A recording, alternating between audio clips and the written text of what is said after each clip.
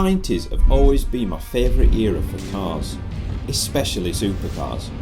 It was a time there were some big advances in power and speed, but before a time when drive rage took away some of the fun and enjoyment of driving.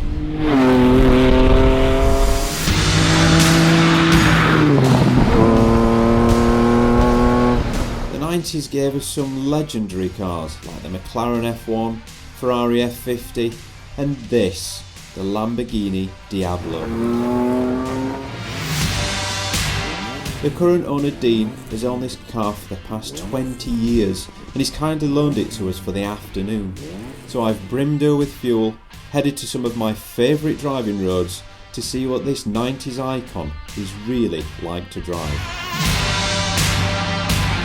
And this just isn't any Diablo. This is a Diablo SV.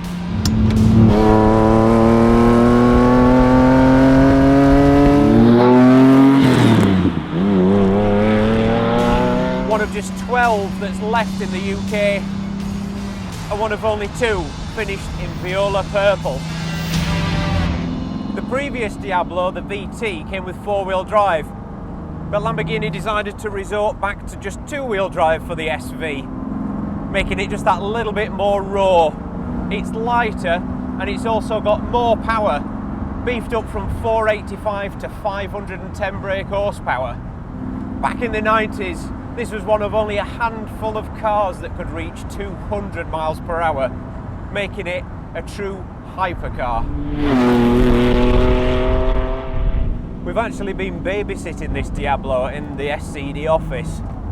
It's wonderful to walk in and see it every morning. And ever since it came into the office, I've just been dying to get out and drive it. And then when the owner, just a few weeks back, said, I'd like it back now after its winter storage, he told us that we could take it the long way around. So we did.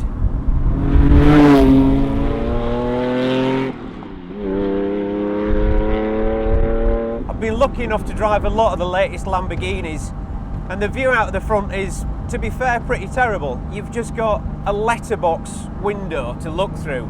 But with this, it's actually quite good.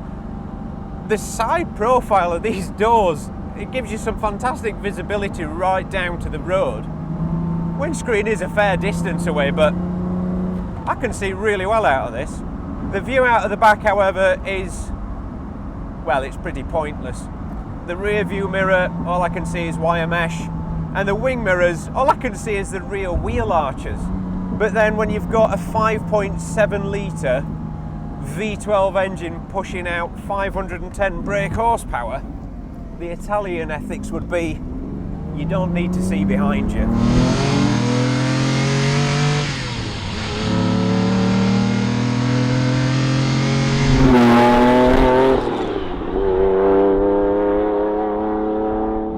Now I won't lie, driving a Diablo quick is not easy.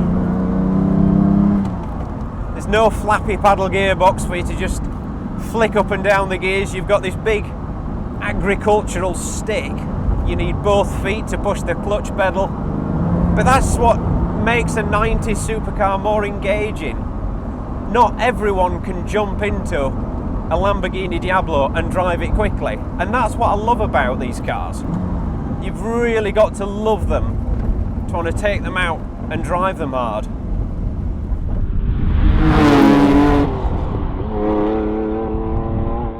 Especially on tight country lanes, the girth of this thing is just, well, it's quite nerve-wracking, especially when it's not my own car. The front end feels pretty normal sized, and it's just always in the back of your mind that if you see another car coming the other way on a tight road, please don't drive into me.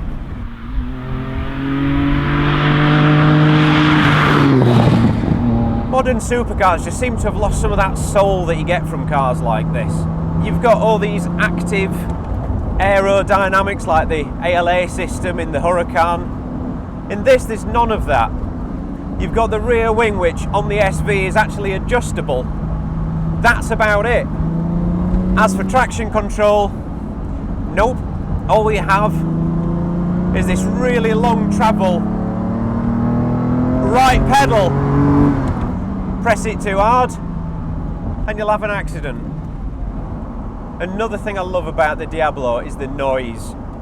With a modern Huracan, every time you lift off the throttle, you get the same 3 pops that's been engineered in, where the engine management system will dump a few little droplets of fuel. But with this, it's before all that technology. It sounds good because it just naturally sounds good. And there's only one word to describe how a Diablo sounds. It's like thunder.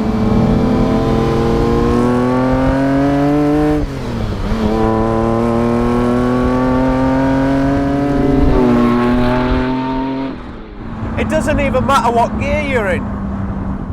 2,500 revs, and you just squeeze on, and it's such a glorious noise. Don't get me wrong, I know that modern supercars are far more usable and reliable.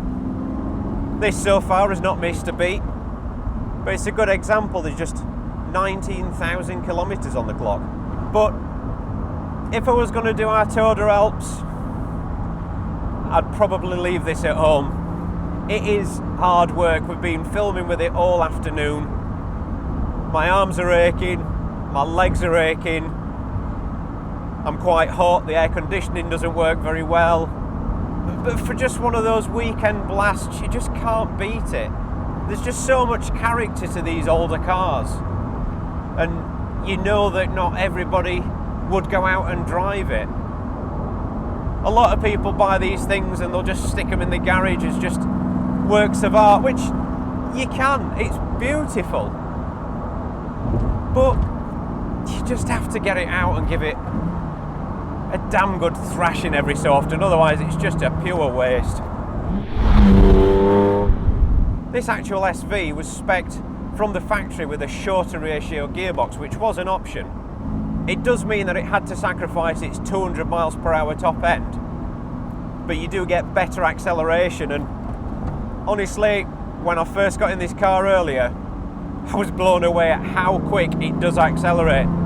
That V12 is so torquey, and it's nice just having 5 gears to choose from, not 7. Who needs 7 gears? The pedals may be quite heavy, but they're perfectly positioned.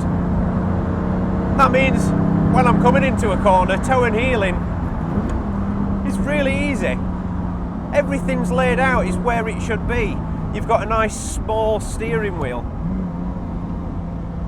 It still feels tight, even by today's standards. And it still feels blisteringly quick. There is stacks of grip. The rear tyres are 335, so pretty humongous. I think it would take quite a lot to step out the rear on this. Not going to try it. I always thought that when it came to driving a Lamborghini quickly from the 90s, it'd be a bit of a dog, but it's really not. I've been driving it for the past couple hours now, and once you've got a feel for it, it's actually really, really rewarding.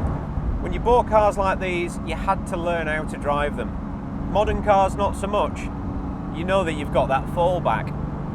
You know that a computer will be monitoring your driving and sorting anything out where you make the odd mistake. If you get this to step out, you're a goner. Definitely one of those hero cars, and one that was posted on my wall as a kid. Gotta love the 90s.